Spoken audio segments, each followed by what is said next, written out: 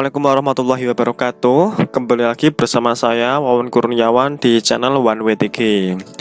Oke guys, pada kesempatan kali ini kita akan membahas materi tentang masih bab 1 nih ya guys, tentang objek IPA dan pengamatannya, tapi kita lebih spesifik sekarang ke alat ukur dan juga mengukur. Oke, let's go ya. Pertanyaan pertama ini. How to know the thickness of a paper? Bagaimana cara kita mengetahui ketebalan suatu kertas, sebuah kertas? Ada pernah nyoba mengukur kertas? Ketebalan kertas maksudnya ya. Bagaimana caranya? Yang tipis sekali itu. Dan juga bagaimana cara mengukur kedalaman spidol? Mengukur ini ya, misalkan tutupnya, tutup spidolnya itu bagaimana? Ada yang pernah nyoba juga? Maka dari itu kita akan menemukan jawabannya dengan membahas materi pada kesempatan kali ini. Oke. Nah, pengukuran ini kita akan lebih spesifik dalam besaran pokok dan juga besaran turunan ini. Besaran pokok itu kita akan lebih spesifik ke panjang, pengukuran massa dan juga pengukuran waktu. Ya, sementara besaran turunan kita nanti akan membahas sedikit tentang luas atau volume, konsentrasi larutan, laju pertumbuhan juga. Kita akan bahas sedikit nanti ya. Oke. Mengukur panjang. Oke, di sini ada beberapa alat untuk mengukur panjang suatu benda ini guys. Ya. Jadi ada penggaris, roll meter. Ini namanya apa ini? Jangka sorong, dan juga ini namanya mikrometer skrup. Masing-masing benda ini, alat ini memiliki kegunaan yang berbeda-beda walaupun tujuannya sama, yaitu mengukur panjang. Tetapi ketelitiannya ataupun kegunaannya itu tentu memiliki perbedaan. Oke. Selanjutnya mistar ini ya. Kita bahas mistar dulu. Mistar itu digunakan untuk mengukur benda yang tidak terlalu panjang, seperti meja kecil tentunya ya, bukan meja bundar yang besar itu. Kemudian buku atau pensil. Ini contoh-contoh saja. Masih banyak lagi benda yang bisa diukur dengan mistar. Mistar memiliki ketelitian 1 mm atau 0,1 cm ini ya guys. Kemudian ada roll meter ini ya. Roll meter ini berfungsi untuk apa? Mengukur benda yang panjang sekali. Contohnya jalan raya, lantai rumah, ataupun kendaraan yang panjang. Ini kita bisa menggunakan roll meter. Ketelitiannya sama dengan mistar, yaitu 1 mm atau 0,1 cm. Selanjutnya ada jangka sorong nih ya.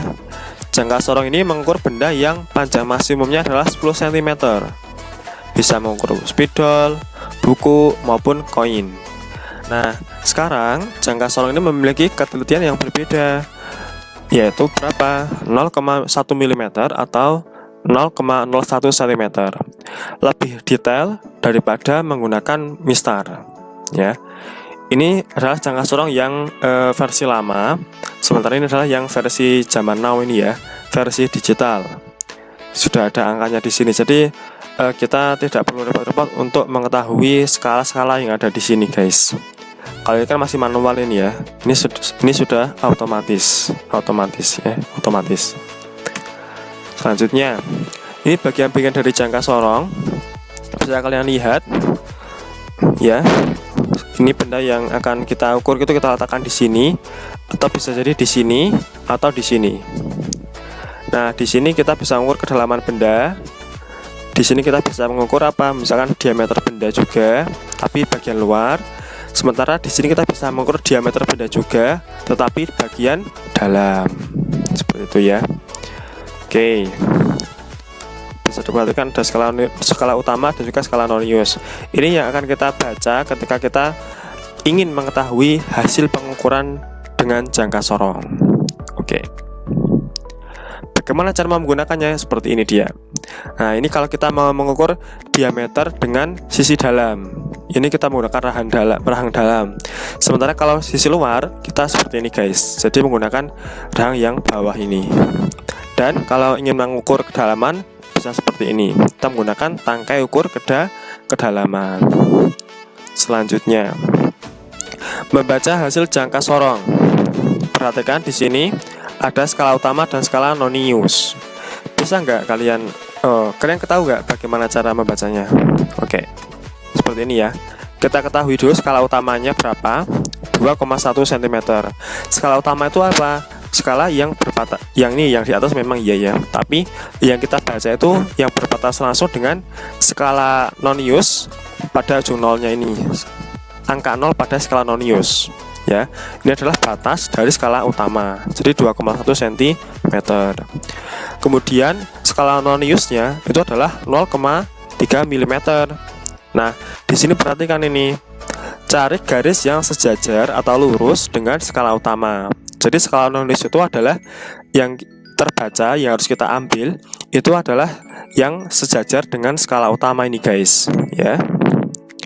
Selanjutnya hasilnya ini skala utama adalah skala Nonius SU plus SN, jadinya ya 2,13 cm. Lebih detail lagi nih ya guys ya, ada 2 angka di belakang koma. Oke. Selanjutnya mikrometer skrup. Nah, ini berfungsi untuk mengukur benda yang panjang maksimumnya adalah 2,5 cm. Seperti kertas, kawat, plat, itu bisa kita ukur dengan mikrometer skrup. Ini yang versi lama, sementara ini adalah yang versi digital sekarang ya. Ketelitiannya ini bisa mencapai 0,01 mm atau 0,001 cm. Ini lebih detail lagi daripada hanya menggunakan jangka sorong. Oke. Nah, ini bagian dari mikrometer skrupnya. Hampir sama ya. Maksudnya ada skala utama dan juga skala Nonius juga. Ini adalah skala utama di sini, ada skala Nonius juga. Jadi yang akan kita baca tuh di sini. Ini tempat meletakkan benda ini ya guys. Oke. Nah, ini cara menggunakan mikrometer skrup. Benda diletakkan di sini, kemudian kita baca hasilnya pada ini, skala utama dan juga skala Nonius ya. Seperti ini guys cara membacanya. Jadi skala utama di sini adalah yang berbatasan langsung dengan ini, dengan skala Nonius.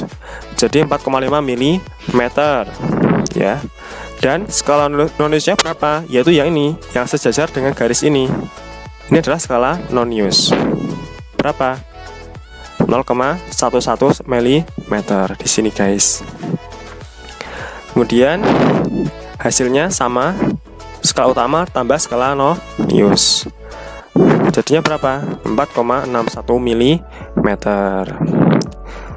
Coba dicek ya, kalau misalkan saya salah dalam menghitung bisa ditulis di kolom komentar. Oke. Lanjutkan.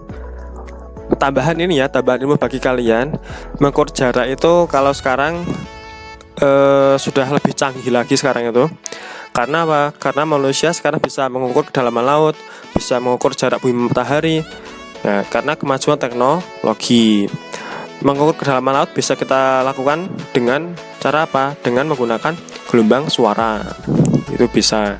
Kemudian atau menggunakan gelombang lain juga bisa. Jadi mengirim sinyal ke dalam lautan, nanti akan kembali lagi sinyalnya. Itu salah satu cara untuk mengukur kedalaman laut.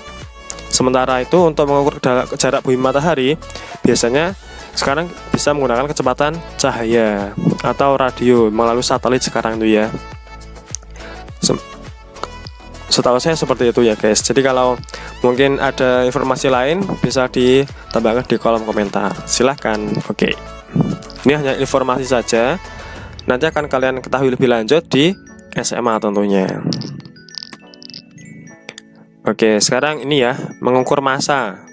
Massa itu apa sih? Yaitu jumlah materi yang terkandung dalam suatu benda. Satuannya apa? Kilogram. Alatnya apa? Neraca. Ini ya. Ini adalah neraca untuk mengukur massa benda. Bedanya apa dengan berat? Nah, kalau massa itu adalah jumlah partikel yang ada pada suatu zat. Sementara itu berat dipengaruhi oleh gravitasi nih guys. Jadi berat itu adalah massa yang dipengaruhi oleh gravitasi. Simbolnya pun berbeda, satuannya pun berbeda. ya. Sifatnya apa? Kalau massa itu tetap, dimanapun itu tetap. Sementara kalau berat itu bisa berubah-ubah tergantung gravitasi. Contohnya saja gini, saya di bumi massanya 50 kg, otomatis di Jupiter pun akan 50 kg juga. Sementara itu berat saya di bumi itu bisa mencapai 500 Newton. Sementara berat saya di Jupiter bisa mencapai berapa? Misalkan bisa mencapai 5000 Newton, bisa jadi ya, karena gravitasi di Jupiter itu lebih tinggi daripada di bumi. Contohnya gini, mangga memiliki massa 1,5 kg. Maka beratnya berapa? 15 Newton. Tinggal massa dikalikan gravitasi ini guys. Jadi gravitasi ini memang berpengaruh sekali terhadap berat suatu benda. Jadi kalau kalian mengatakan berat saya 50 kg, itu sebenarnya kurang tepat ini ya. Jadi lebih ke massa itu sebenarnya. Kalau berat itu satuannya itu Newton sebenarnya itu. Jadi bukan kilogram ya.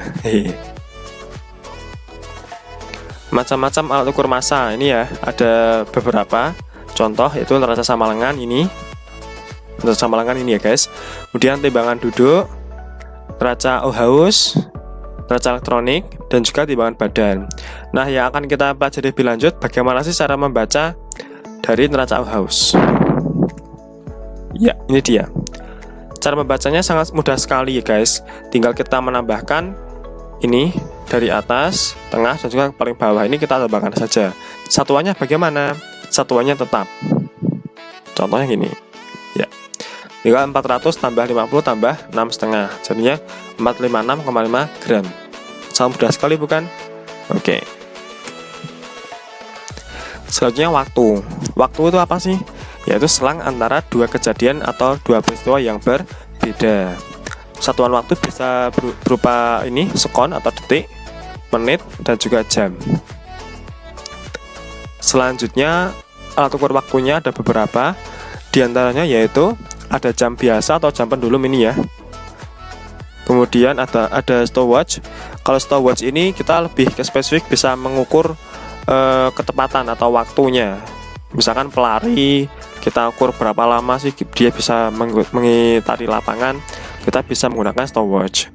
Kemudian jam atom ini saya juga kurang tahu banyak tentang jam atom ini. Jam atom ini setahu saya ini menggunakan partikel-partikel kecil ya, seukuran atom, untuk menghitung waktu. Jadi ini lebih teliti lagi nih, lebih rinci lagi ya daripada jam-jam biasa. Untuk yang kalian lebih tahu tentang jam atom, bisa tulis di kolom komentar. Oke.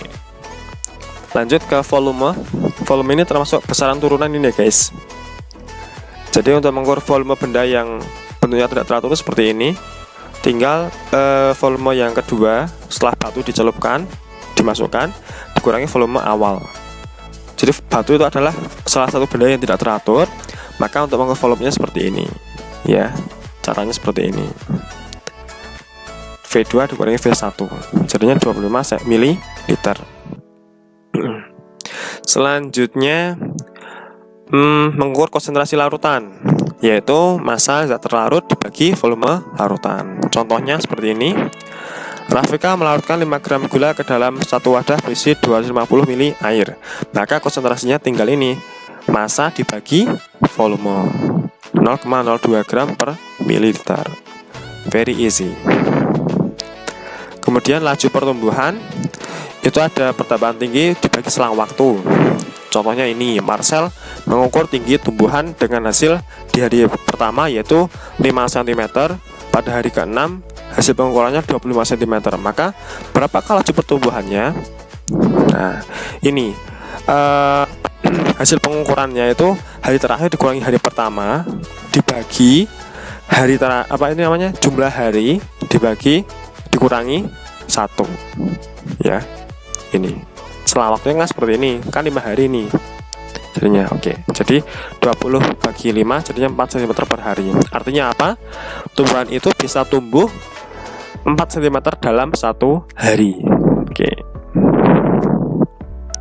Kemudian produktivitas lahan pertanian ini banyak hasil pertanian dibagi luas lahan. Contohnya ini, dalam 10 hektar lahan menghasilkan 5 ton stroberi. Maka berapakah produktivitas lahan tersebut? Tinggal kita bagi ini ya, 5 ton bagi 10. Ada 0,5 ton stroberi per hektar. Artinya dalam 1 hektar itu bisa menghasilkan setengah ton stroberi atau 500 kg stroberi. Nah, ini lebih detail lagi. Kesalahan pengukuran yang kemarin kita sudah bahas, yaitu ini, kesalahan acak itu terjadi karena kondisi lingkungan yang tidak menentu sehingga mengganggu kerja alat ukur. Contohnya gerak drone pada molekul udara, fluktuasi atau naik turunnya tegangan listrik, dan draw atau noise elektronik yang bersifat acak dan sukar dikendalikan. Ini adalah contoh dari kesalahan dalam pengukuran. Selanjutnya, sudah berhasil ternyata ya. Terima kasih telah menonton video kali ini, semoga bermanfaat. Like kalau Anda suka, dislike kalau nggak suka. Kalau ada materi yang kurang bisa tambahkan di komentar. Dan jangan lupa setelah ini bisa mengerjakan kuis yang ketiga. Ini linknya s.id/quiz IPA 3, terdapat 10 pertanyaan. Untuk password sudah saya share di Google Classroom ya. Selamat mengerjakan, semoga bermanfaat. Terima kasih telah menonton. Jangan lupa subscribe untuk mengikuti video-video terbaru. Sampai jumpa lagi, see you next time. Wassalamualaikum warahmatullahi wabarakatuh.